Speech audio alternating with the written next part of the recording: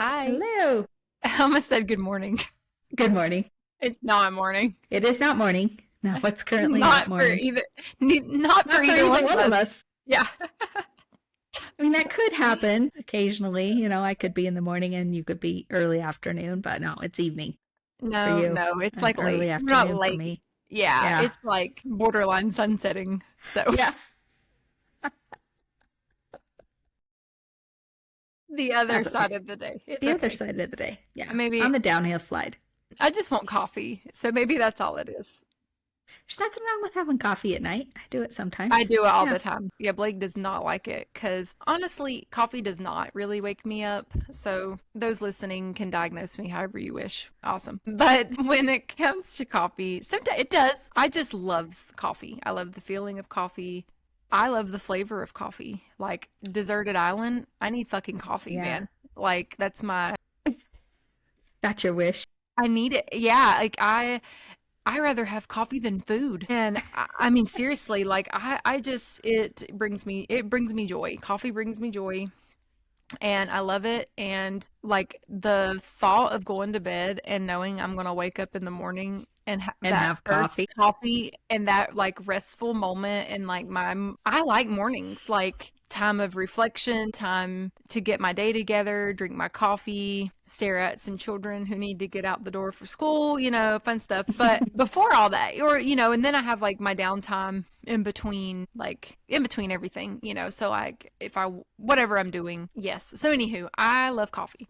I do drink it at night. Blake gets mad because he says then I stay awake. Sometimes I do, sometimes I don't. Sometimes I go to bed. You never know. And then he says he's left to try to sleep, but I won't let him sleep. So who knows? The verdict is still Blame, out. Yeah, I'm like, blame sure. it all on the coffee. Yeah, I'm like, but I'm weird, but I'm also a night owl. Like I like nights and Yeah. mornings. It just really depends. I like both also. I'm a bit more of a night owl, but yeah, I love coffee in the morning, especially on the weekends when I can just relax and Isn't take it my time. nice to Yeah. like, yeah, and like go and sit outside? Yeah, God, I a love it cup of when you can go coffee sit outside. outside Yeah. is like chef's Yeah. kiss. Yeah, It is. it's the best. Like even when we were at the beach and I'm like, yeah, I don't know who you people are in this other part of the house. I'm going outside and drinking my coffee. I'm like, bye Blake, bye children, Yeah. to just sit and watch the ocean. I don't know. I'm all Yeah. about I know. give me my coffee outside in the morning, and that's the start of a great day. Yeah, I love that when the weather's good here in the summer. I can go out and sit there and just let the sun come up, listen to the birds. Yeah, and Yeah. smell. I love the smell. Yeah. Yeah, I'm a weirdie. I like the smells.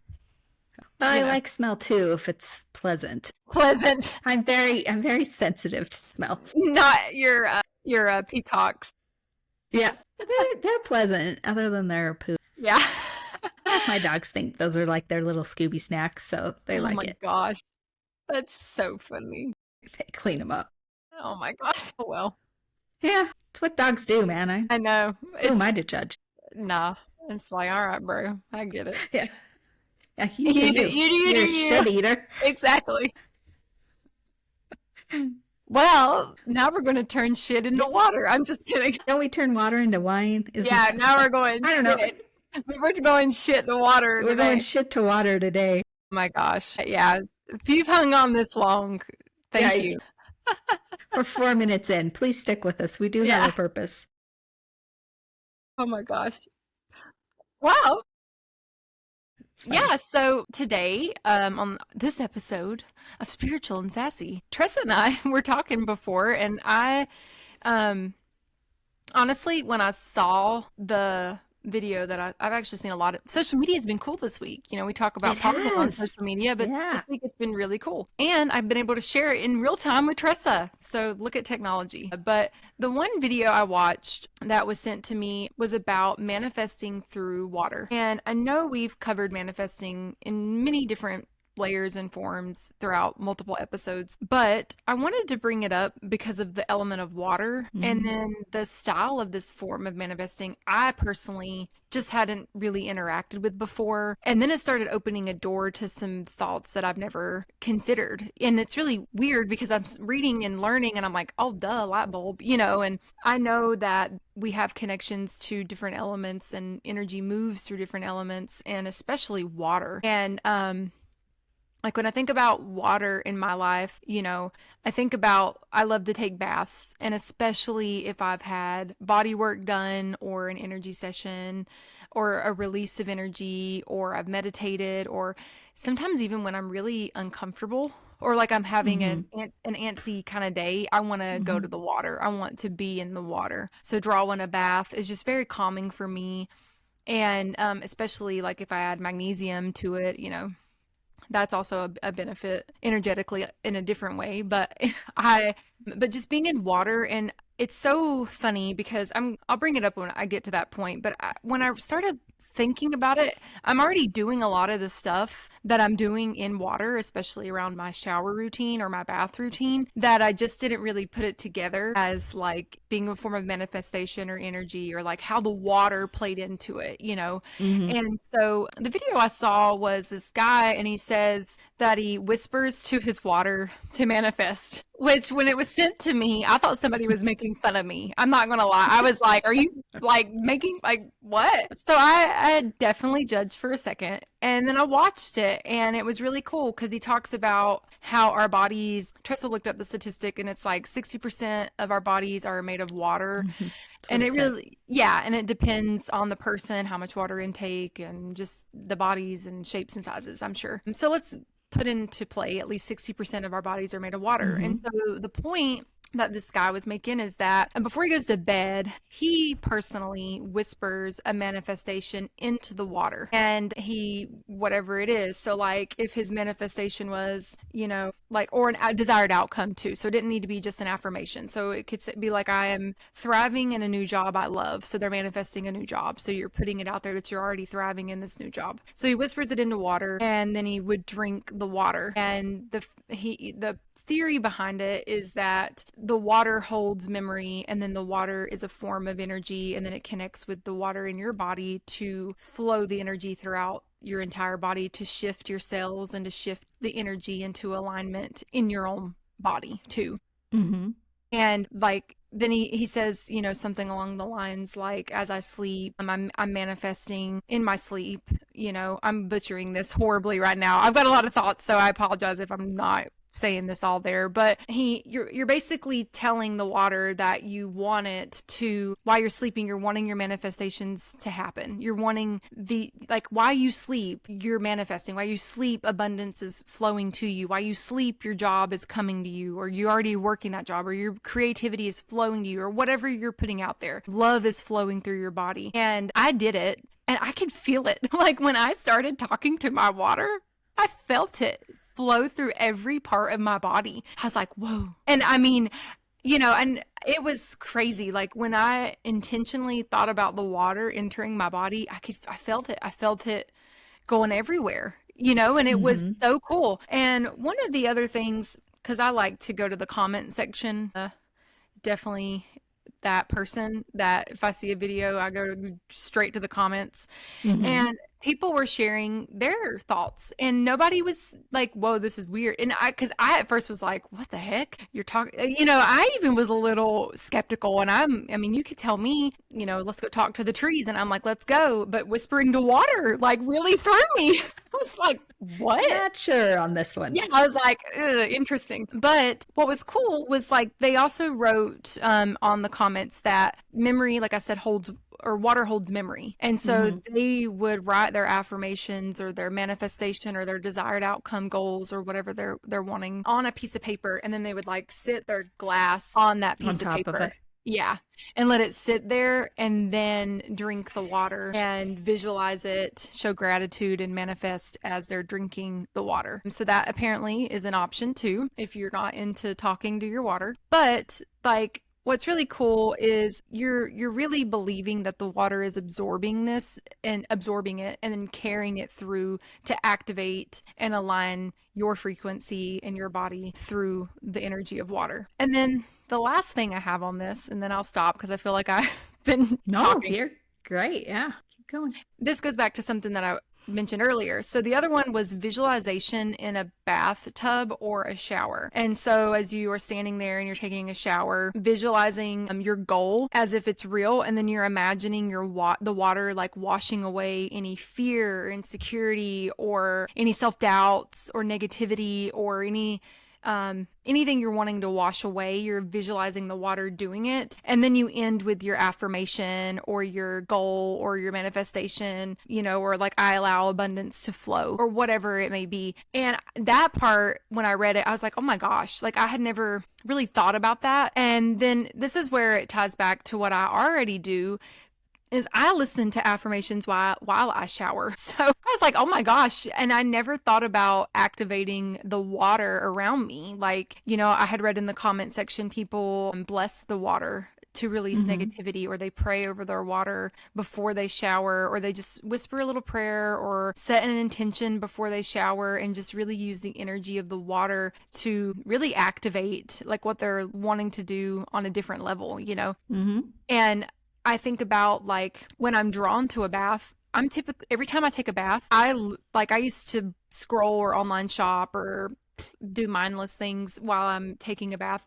I've realized recently when I'm taking a bath or when I'm laying in the tub, I'm reading about energetic things like learning and growing. And I'm like, oh my gosh, how cool. And I've been doing all of this in water, but I've never actually tapped into the energy of water.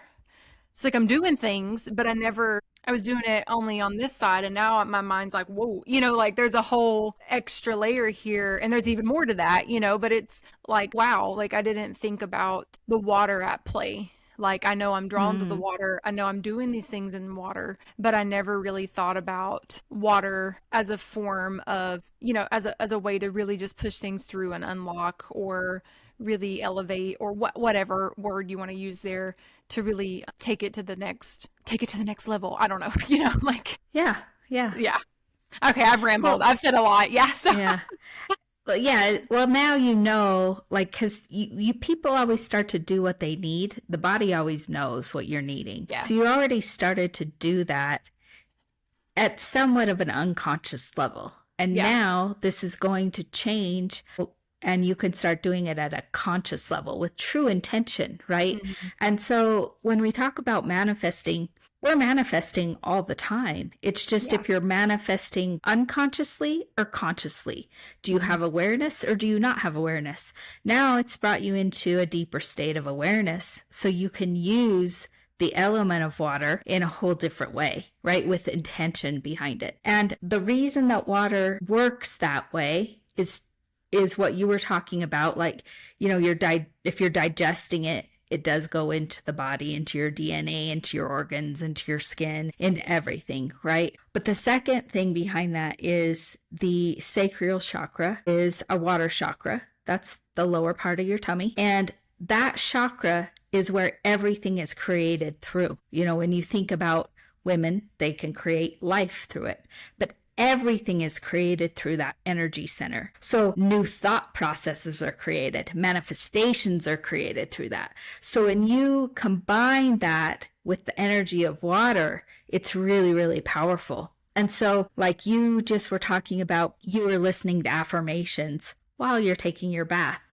That's not coincidental, because your body intuitively knows that that energy center, that's a water chakra, is how you're going to create that new theory you're thinking of. Whatever those are, they're going to be created through that chakra. So one of the things that when I work with clients, I tell them to do is what's called womb work. Yeah, I was about to say womb work. Yeah, womb work. When you're in the water, when you're in the shower, doesn't matter if you're male or female, right? Touching that part of your body, connecting to that energy center, talking to it, telling it what you want to create, letting the water work with you is super, super powerful to do. And, you know, it's interesting. I hadn't thought about this in a long time till you were sharing with me, like how, you know, they were talking about whispering in the water or writing something. I mean, it's true. When I did my first energy practice was getting my Reiki masters.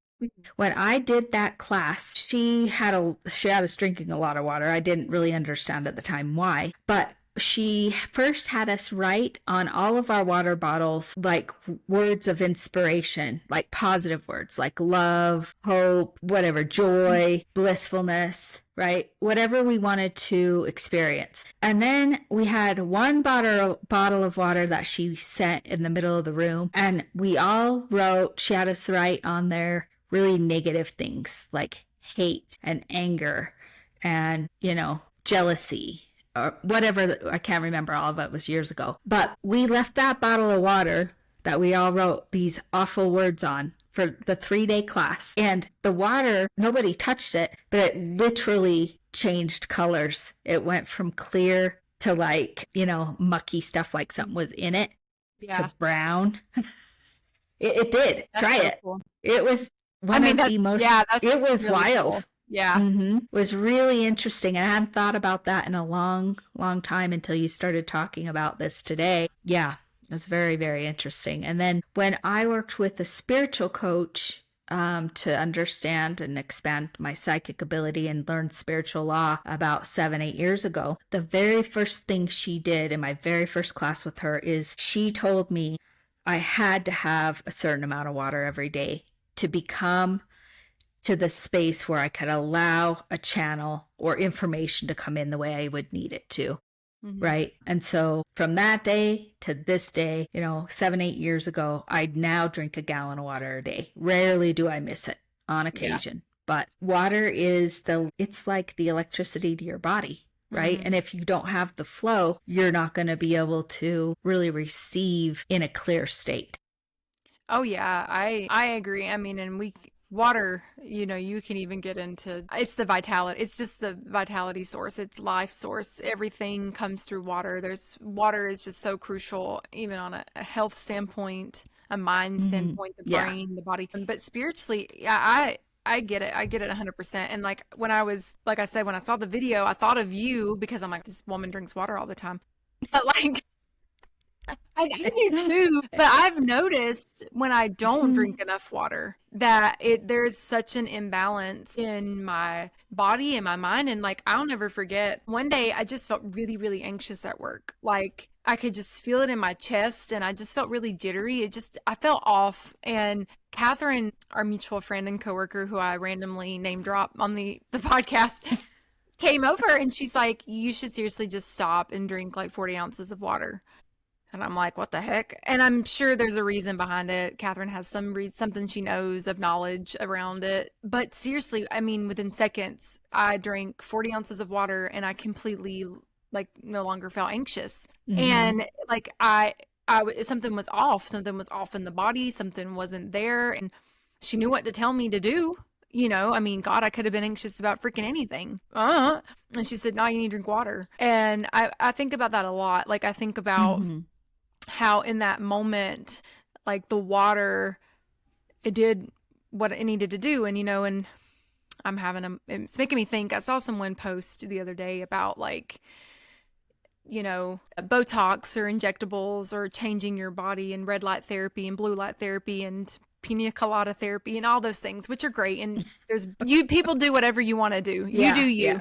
But she said, but have you tried drinking water, exercising? Have you tried reading a book or going to sleep and getting the amount of sleep you need? Have you tried this, you know? And it really made me think about it. Like, it's so simple, you know? So anywho, I won't keep beating the water horse, but I really love that. And it really stood out to me. And I don't know. I wanted to share the video today and I learned something because it's all principles and basic levels of foundational concepts, but it just was a way I hadn't thought of it before. And I've heard some of it and I knew some of it, and like the womb work I understand, and as soon as, you know, and I totally forgot that the sacral is connected to water. I know why I'm in water all the time. And I'm very creative as a person. Like I live Yeah. in creativity. And so especially in my job too, and so after a long day, I want to go in the bath so that I can Yeah. recharge, or I want to be in water, near water. So, Yeah. but that leads me to the second video I saw on the Can I say internet. one more thing really Go quick ahead. Yeah, about yeah, water, though?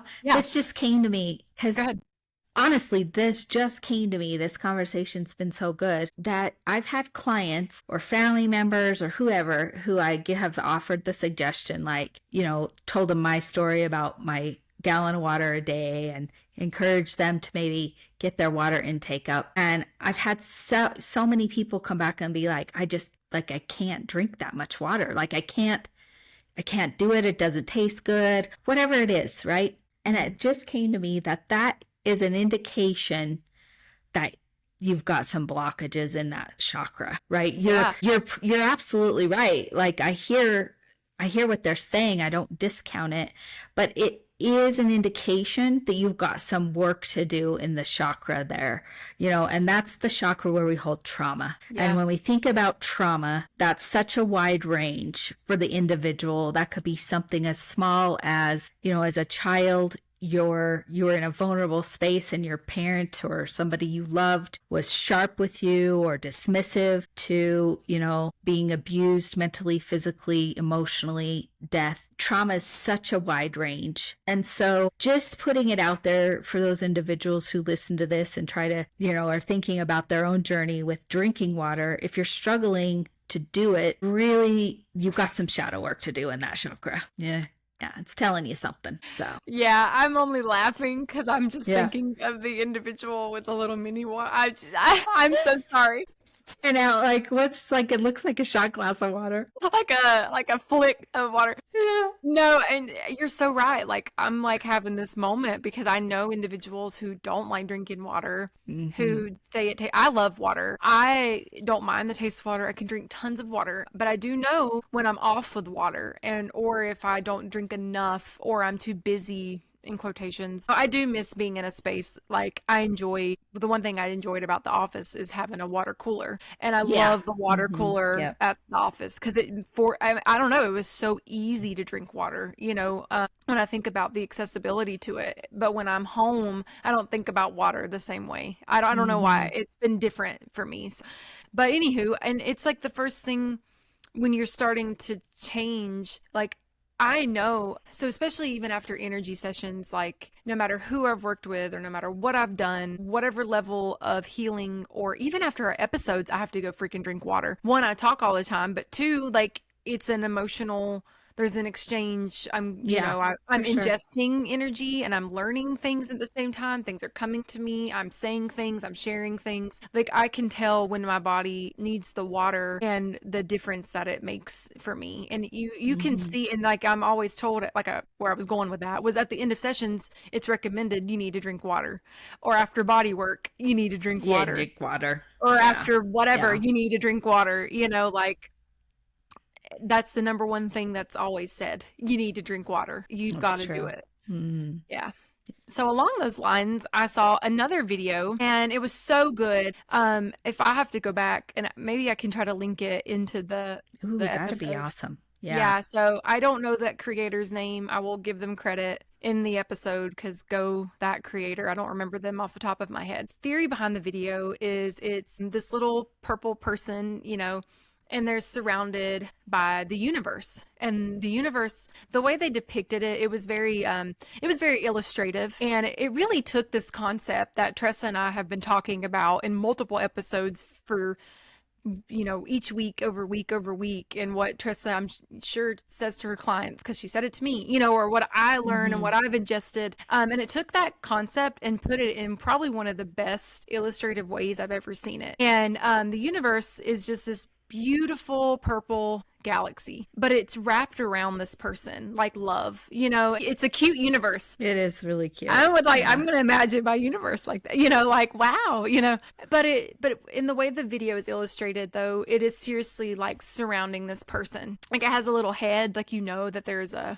person or like a thing or it's personified in some level, but it's still wrapped around this individual. And they're manifesting, or they're, they're asking for different desires in their life, in different outcomes. And they're like, universe, help me. Like, universe, please. Like, can you, I want these things. I want to manifest this, or da da da da da. And the universe is like, awesome, done. And like snaps their finger. And all these little people, and it's represented as people, but I think they're also represented as things too, like different like traumas or different things that hold them back, whether it be, like I said, trauma or karmic cycles or negativity or actual physical people or places or whatever. And so what happens is the universe snaps her fingers and all these little people figures disintegrate like dust. So they just disappear. And then the little person's like, well, where did they all go? What the heck happened? And the universe was like, well, in order for your manifestations to happen, your desires, your dreams, your goals, your outcomes, in order for them to happen, these other things had to go away. You had to release them. You had to move away from them, or get out of them, or end them, or break up, or separate, whatever it is with these things, people, patterns, whatever it might be. And the person's like, well, now I'm just really uncomfortable. Like, I want all those things back. I want those people back. Like, I don't want to be here. I didn't think that would happen. I don't want this other thing. And the universe was like, oh. And so then it brings it back. And it says, but the universe is like, okay, I'll bring these things back for you, but everything's just going to keep repeating. You're never going to progress. You're never going to end this stuff, whatever stuff in quotations might be, your shit. You're going to keep doing the same things over and over and over. So basically just saying you're going to be in that cycle over and over and over and over and over. But what's crazy, and what I liked about the depiction, when the people came back, they were like broken, or like there were little cracks in them, like they weren't fully whole. So you can see like it's like the same thing but broken and awful and like blah blah, like kind of all just blended together. And she's like, well, I want to grow though. And the universe was like, okay, well, I can take it away, but you're going to be uncomfortable. And she's like, well, I'm just really uncomfortable. Or I don't even know. It was like a girl voice. But this little person was like, I'm uncomfortable. And that the universe is like, well, when you're uncomfortable is when you grow and change. Because you have to release those things, let those things go in those cycles, in those patterns, whatever it may be, in order to move forward. And you're going to go through the uncomfortable part where it doesn't feel so good and change doesn't feel good. And you're a little scared, or you're anxious, or you're like, oh my God, what's to come? But what comes next is so much better and so much more beautiful. You just have to be able to release those patterns, or you're not going to be able to progress. And I mean, that's basically the gist of the video. Yeah.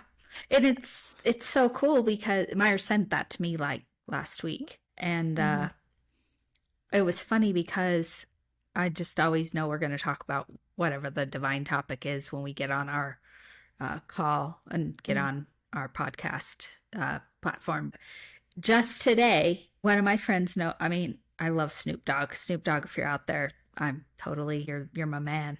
I love everything about you. I love Snoop Dogg because of his authenticity. That's what draws me into him. And my friend was talking about this video that he saw about Snoop Dogg and how he kind of explained the gap that this same image is showing you, right? So I looked it up and found it, and it was so interesting. I don't know who he was talking to, if it was his child. Probably was his son. And he, is explaining the gap of your growth, right? And like, here's, here you might have been here, right? And as you grow, you're leveling up and up and up. And these people who stay here, if you want to remain with them, the people, the things, whatever that is, then you're going to have to come down, and that stunts your growth unless you can stay here.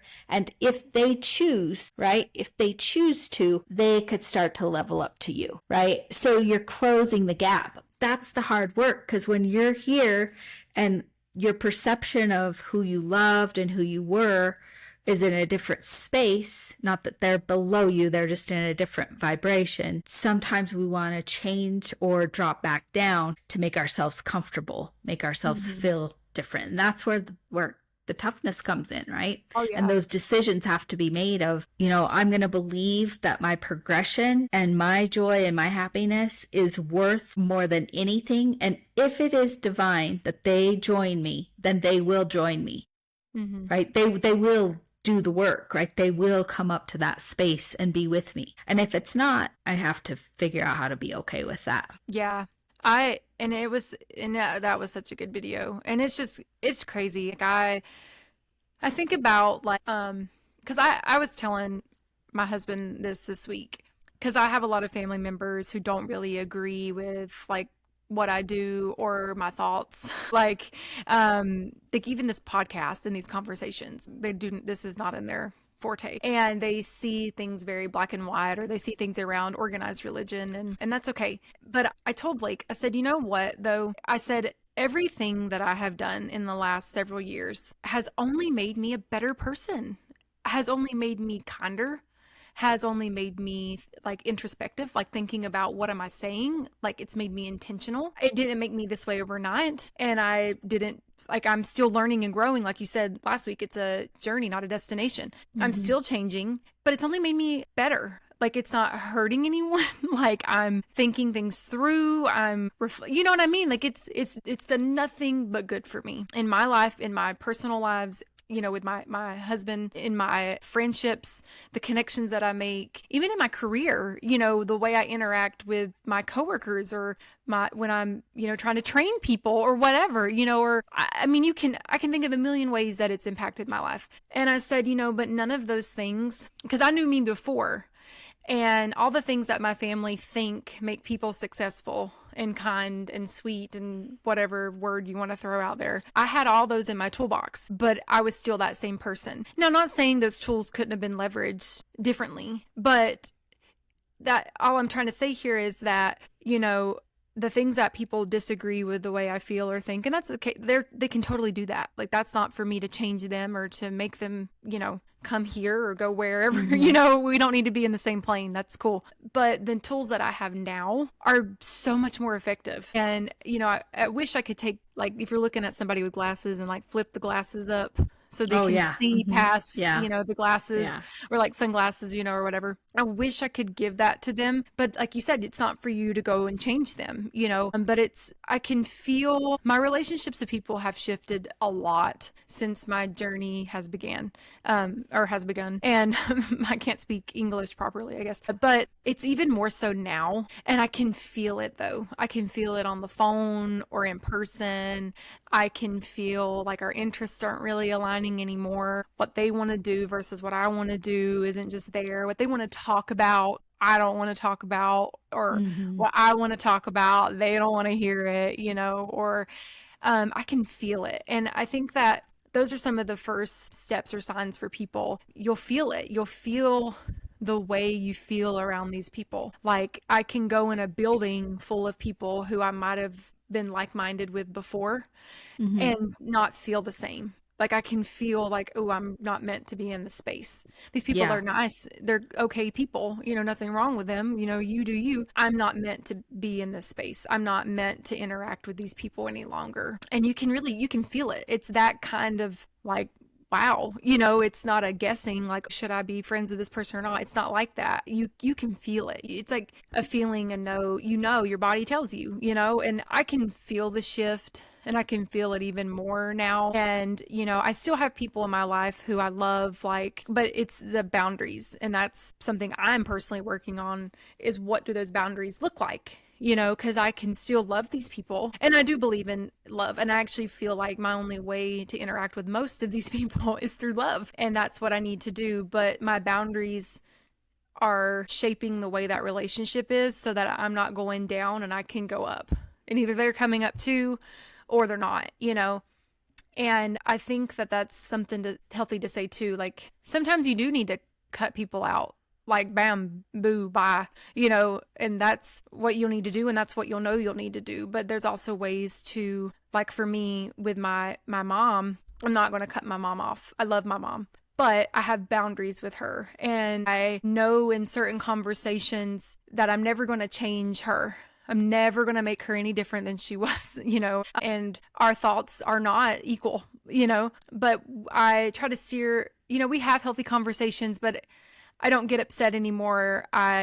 You know, I think about the energy I'm exchanging in those conversations, but I have a healthy relationship with her because I'm establishing different boundaries and like different boundaries, especially around thoughts and words and the way those words are said, and especially around my children too, because that's who I'm trying to protect in this sphere where they're so absorbent of language. Like, you know what I'm saying? I hope you know, I know Tressa knows what I'm saying, but it's like, language that I wouldn't use about my own self anymore, or language I wouldn't use about others, or the shame and guilt type conversations, even when she doesn't realize she's doing it.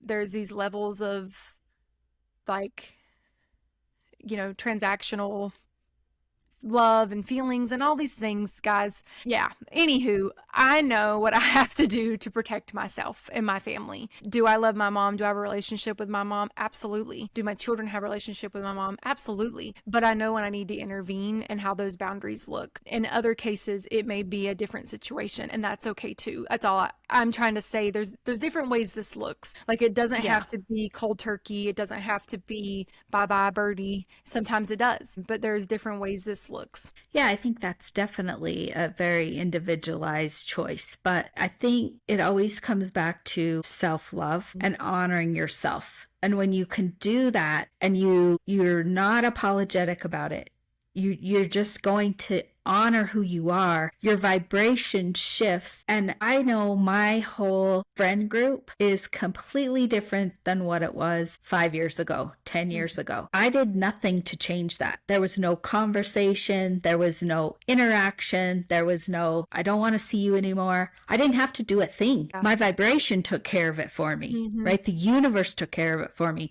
They just kind of went along their way and I went along mine, and new energies appeared, right? And it can be that simple. That these don't have to be difficult. Now when you're dealing with really intimate relationships like you're talking about with your mother, that could be a little bit different because you're going to have the relationship. But what you're talking about is holding on to your truth and setting a boundary around that. And her discomfort is going to, if she is uncomfortable with it, is something that she's going to have to figure out, right? Yeah. And she will, or she won't. She won't. Yeah. However that turns out. Yeah.